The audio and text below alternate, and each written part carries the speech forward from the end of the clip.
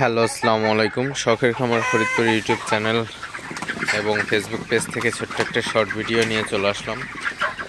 তো আজকে আপনাদের সাথে আলোচনা করব আসলে বৃষ্টির মধ্যে মুরগির ঘরকে আসলে কিভাবে প্রপার নিয়মে আসলে মুরগিকে আপনার ঠান্ডা বাতাস থেকে সেভ করা যায় এবং কিভাবে মুরগিকে সুস্থ রাখা যায়, তো সেই বিষয়ে আলোচনা করব। তো ভিডিওটিকে স্কিপ না করে অবশ্যই শেষ পর্যন্ত দেখবেন এবং শখের খামার ফরিদপুর ইউটিউব চ্যানেলটি সাবস্ক্রাইব করবেন। ভিডিওটি লাইক, কমেন্ট এবং শেয়ার করে অন্য ভাইদের দেখার সুযোগ করে দিবেন। তো ভিডিওটি শুরু করা যাক।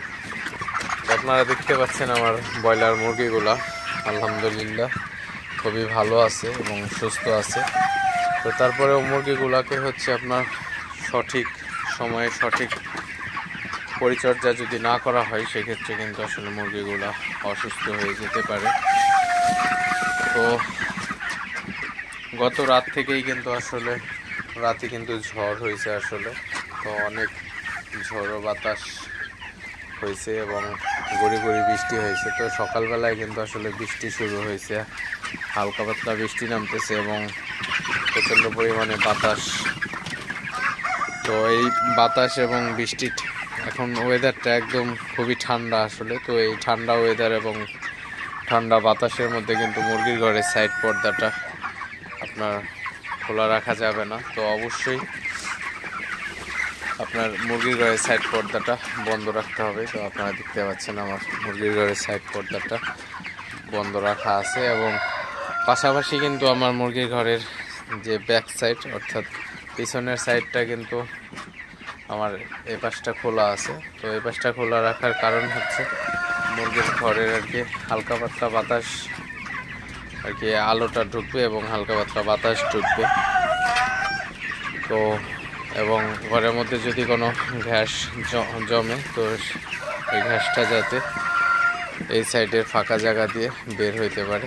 তো আমার এই পাশটা কিন্তু আসলে অতিরিক্ত ফাঁকা না, জাস্ট দুই ফিটের একটু কম, 2.25 ফিটের মতো এই পাশে আমার বাঁশের যে আসলে চটা, তো ওইগুলা দিয়ে হচ্ছে ই করা। তো এখান দিয়ে ভালোভাবে হালকা বাতাস এবং গ্যাসটা বের হইতে পারে।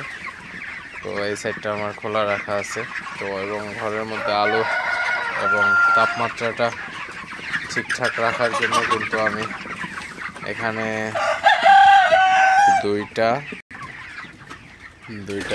মোট কিন্তু আমি এখানে 6টা অর্থাৎ 500 ওয়াট গরম বাল্ব ব্যবহার করা হয়েছে এবং 3টা কিন্তু সাদা বাল্ব ব্যবহার করা হয়েছে, কারণ যাতে মুরগির ঘরের আলোটা ঠিকঠাক থাকে। অর্থাৎ মুরগি কিন্তু অন্ধকারে আসলে খাওয়া দাওয়া করে না, আপনারা সেটা অবশ্যই জানেন। তো এই জন্য আর কি সাদা বাল্ব দেওয়া হয়েছে যাতে মুরগির খাবারটা খাইতে পারে ঠিকঠাক মতো। এবং আরেকটা জিনিস, এই গরম বাল্ব দেওয়ার কারণটা হচ্ছে যাতে ঘরের তাপমাত্রাটা সঠিকভাবে থাকে এবং মুরগিগুলো যাতে আপনার অতিরিক্ত ঠান্ডা অনুভব না করে, এই জন্যই হচ্ছে এই লাইটগুলো দেওয়া। তো আরেকটা বিষয় হচ্ছে মুরগিকে আপনারা সবসময় একটু পরপর তাড়াই দিবেন, কারণ মুরগিগুলোকে যত বেশি তাড়ানো যায় মুরগিগুলা কিন্তু সুস্থ থাকে এবং মুরগিগুলা কিন্তু খাবারটা খায়, ওজনটাও কিন্তু ঠিকঠাক আসে।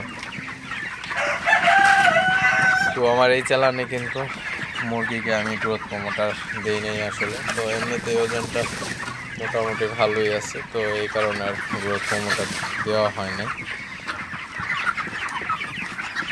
আপনারা যারা ব্রয়লার খামারি আছেন অবশ্যই মুরগিকে সঠিকভাবে পরিচর্যা করতে পারলে আসলে গ্রোথ প্রমোটার ওইভাবে লাগে না।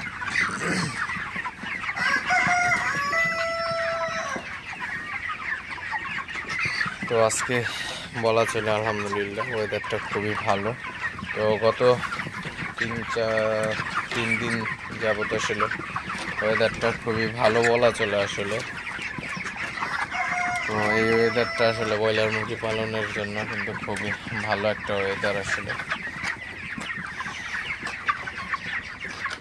তো আপনারা যারা ব্রয়লার খামারি আছেন, যদি আপনাদের ব্রয়লারের ঘরে যদি অতিরিক্ত বাতাস ঢুকে সেক্ষেত্রে আপনারা যে পাশ দিয়ে আপনার মুরগির ঘরে অতিরিক্ত বাতাস ঢুকে ওই পাশের সাইড পর্দাটা বন্ধ করে দিবেন।